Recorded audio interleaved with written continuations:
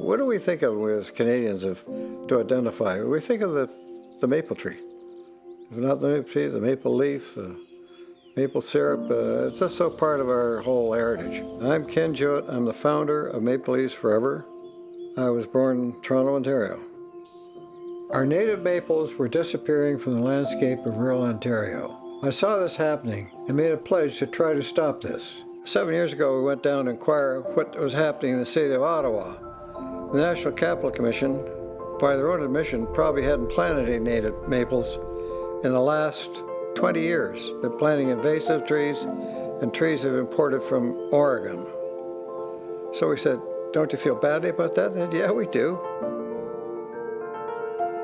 In the late 19th century, farmers planted roadsides and laneways with maples dug from their woodlots in return for government incentive. This gave rise to a legacy of lines of maples and other hardwoods bordering rural roads and dividing farm fields. Many of these trees have died. We're working on replacing them with native Canadian maples.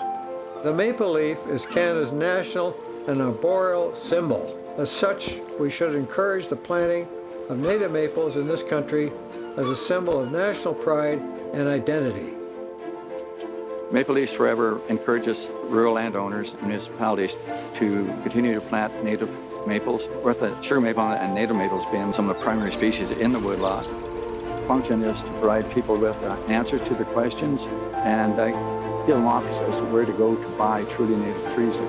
My name is Rob Keane. I'm CEO of Forest Ontario and Director of Maple Leaves Forever, and we're very proud to be a partner with Maple Leaves Forever and to provide our support where we can to further their mission of planting native trees and specifically native maple trees. It's really, really important that we promote and use native trees in our activities and certainly our forest and tree planting activities. There's some organizations that are going to promote invasives and non-natives in their activities, and certainly if those species get into the natural ecosystem, they're going to have an impact on the natural species that are there. Huge domino effect to the flora and fauna.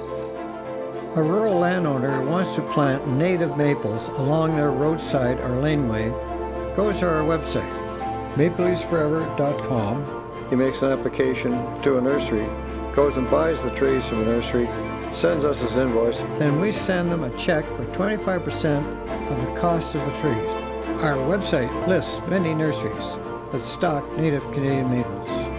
This is Maple Leaves Forever's modest 2017 birthday present to Canada.